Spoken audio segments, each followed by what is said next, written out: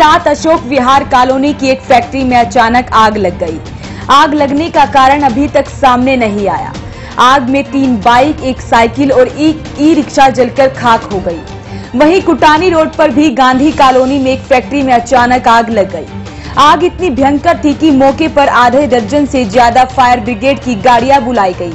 आग से लाखों रुपए का सामान जलकर राख हो गया। पहले दिखाते हैं आपको अशोक विहार कॉलोनी की फैक्ट्री में लगी आग की तस्वीरें। आग इतनी भयंकर थी कि 3 बाइक, एक साइकिल और एक ई-रिक्शा आग की चपेट में आ गए। अंदाजा लगाया जा रहा है कि पटाखों की वजह से इस फैक्ट्री में आग लगी है। स्थानीय निवासियों का कहना है कि काफी देर बाद फायर ब्रिगेड की गाड़ियां मौके पर पहुंची, तो वहीं लोगों का कहना है कि कॉलोनी के बीचों बीच फैक्ट्री बनाई गई थी, जिसमें सुरक्षा के पुख्ता प्रबंध नहीं थे। और मौके पर पहुंचे हैंडलूम फैक्ट्री के मालिक का कहना है कि आग कैसे लगी, इस बारे में अभी तक कुछ पता नहीं चल पाया है। सर, अशोक विहार कॉलोनी बेरीवाली मस्जिद के पास एक फैक्ट्री है। अशोक विहार कॉलोनी कुटानी रोड बेरीवाली मस्जिद के पास एक फैक्ट्री है मैट बनाने की, जो वर्क पे काम करते हैं। 2 भाइयों की फैक्ट्री है, हफीजी और वकील की। उसमें आग की हमें खबर मिली तो हम मौके पर पहुंचे। हमने फायर ब्रिगेड को फ़ोन किया। फायर ब्रिगेड थोड़ी लेट आई।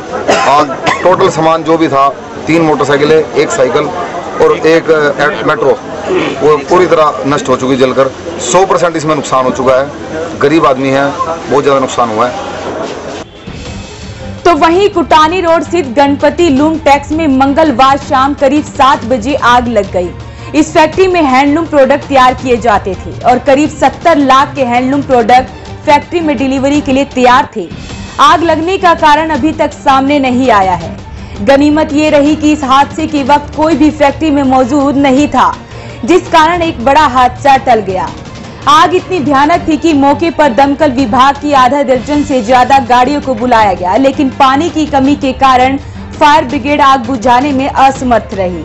वहीं फैक्ट्री जे मालिक अजय गोयल का कहना है कि शाम को वह फैक्ट्री में दीपावली का पर्व मनाकर घर लौटा ही था कि तभी पड़ोस की फैक्ट्री से उसके पास फोन आया कि फैक्ट्री में आग लग गई है। मैं 6:30 बजे दिवाली पर्व बना के अपनी लेबर के साथ उनको दिवाली सेलिब्रेट करके अपने घर निकला।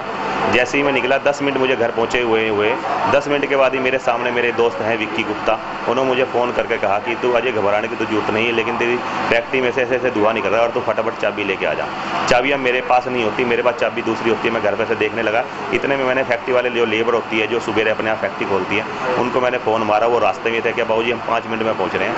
वो 5 मिनट में वैसे ही पहुँच गए। ताला खोलने की नौबत नहीं आई। उन्होंने हम लोगों ने फायर के हमारे सिलेंडर थे, हमने उनको सारों को लगाया। उससे हमारे को कोई फ़र्क नहीं पड़ा। उन्होंने शटर तोड़े। उसके बाद फिर